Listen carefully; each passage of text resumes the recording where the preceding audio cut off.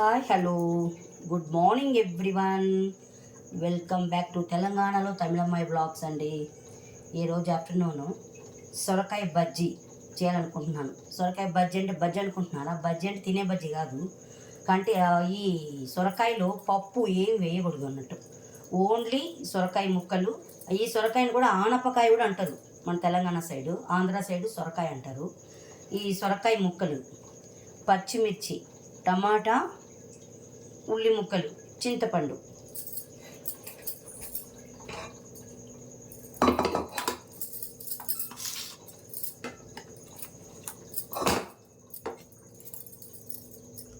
ఒక 1.5 glass water పోసుకోవాలి.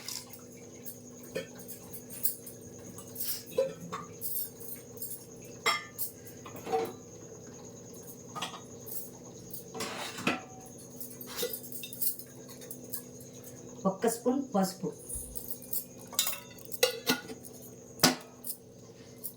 ఇందులోనే సొరకాయ ముక్కలు,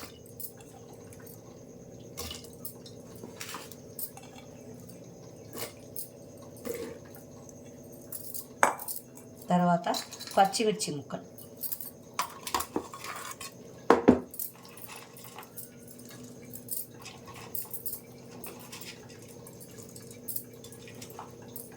ఉల్లి ముక్కలు,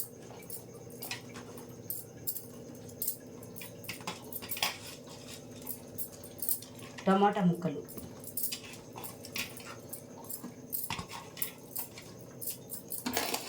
తర్వాత ఫైనల్గా చింతపండు వాటర్లో నానేసుకుందాం.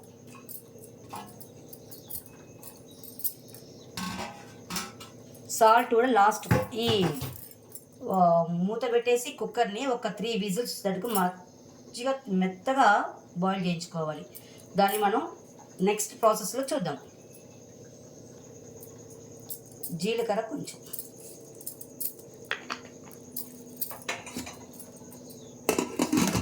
లిడ్ పెట్టేసుకొని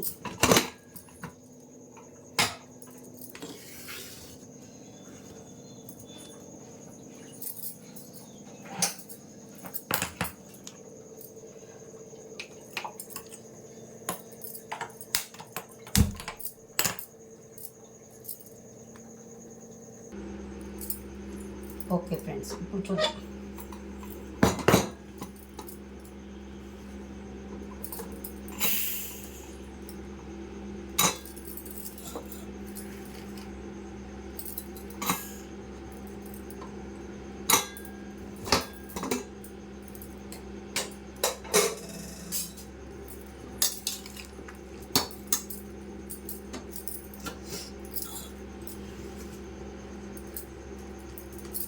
చూడండి, మెత్తగా అయిపోయింది. ఇట్లా 3 to 4 విజిల్స్ రావాలి. మెత్తగా అయిపోతుంది.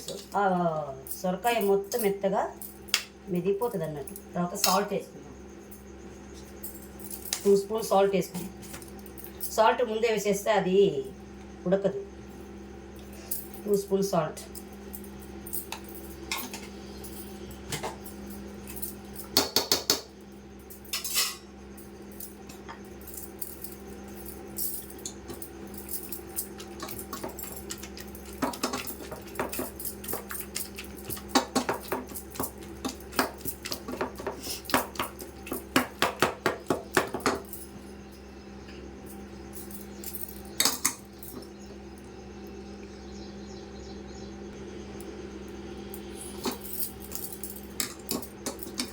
ఈ ముద్దకంతో మెత్తగా మెదుపుకోవాలి.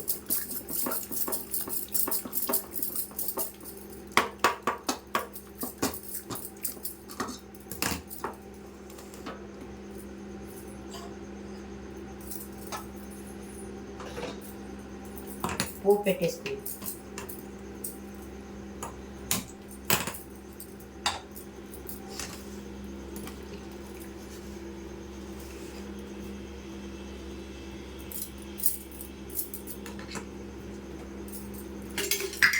దీనికి ఆయిల్ కూడా ఎక్కువ పడదు. మీడియం సైజ్ గరిటతో 1.5 గరిట చాలు. ఇక ఎక్కువ అయితే ఆయిల్గా ఉంటుంది కూర.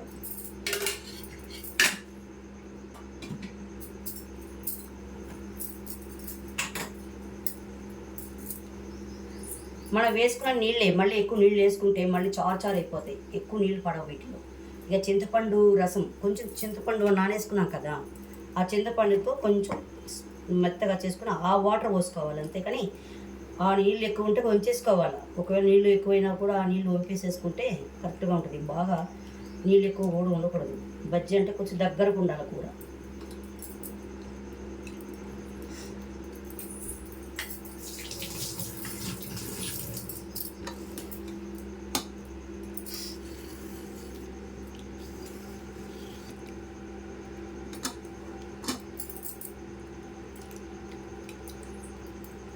చింతపండు రసం కొంచెం, మన పుల్ల టమాటా వేసుకున్నాం కదా, మన పుల్ల పేపర్ ఎక్కువైపోతుంది.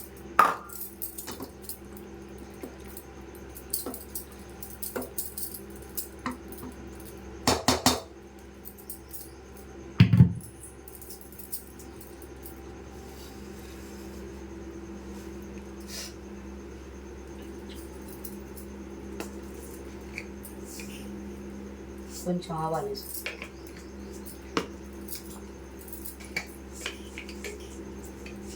జీలకర్ర,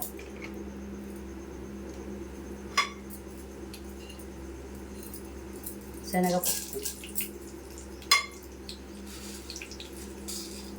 మినప్పప్పు కొంచెం,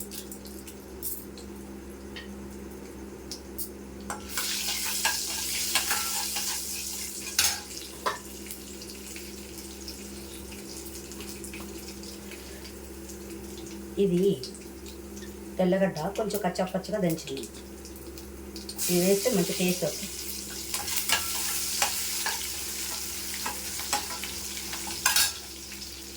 కరివేపాకు,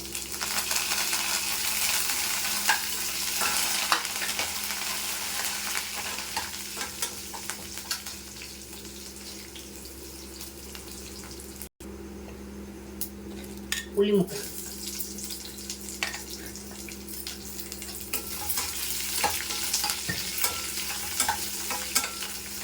కొంచెం గోల్డెన్ కలర్లో రావాలి పోపు.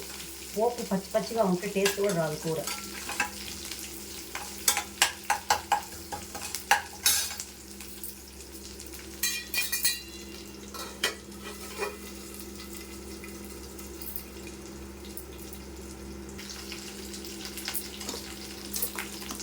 ఇప్పుడు ఈ సొరకాయ, మనం మెదుపుకున్న సొరకాయ వేసేసుకుందాం.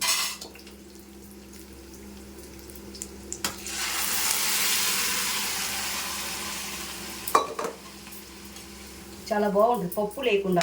ఏ పెసరపప్పు ఉండదు, ఏ కందిపప్పు ఉండదు, ఓన్లీ సొరకాయ. ఎండాకాలంలో బాడీకి కూడా మంచిది, హెల్దీ కూర. వేడి చేయదు, సరవ అన్నట్టు. ఈ సొరకాయ కూర తింటే హీట్ కూడా ఉండదు ఎండాకాలంలో.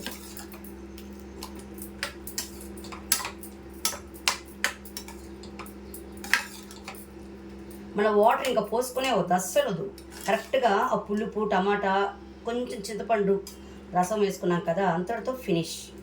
ఇంకేం మనం వేసుకోవద్దు. దీని పేరే సొరకాయ బజ్జీ అంటాం అన్నట్టు. టేస్ట్ చాలా బాగుంటుంది, ఒకసారి ట్రై చేయండి. ఒక్క మంట తగిలి తర్వాత తీసేసి ఒక్కసారి చూద్దాం.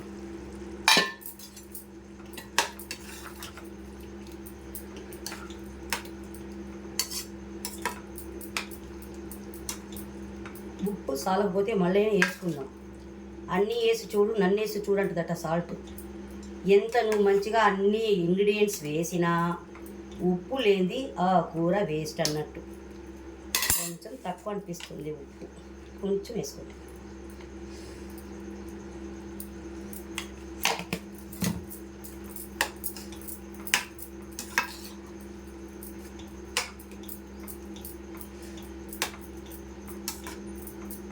సొరకాయ బజ్జీ రెడీ. ప్లీజ్ ఫ్రెండ్స్, ఈ టైప్లో కొంచెం ట్రై చేసి ఎలా ఉందని కమెంట్ బాక్స్లోకి రండి, కమెంట్ చేయండి friends. Thank you so much, bye.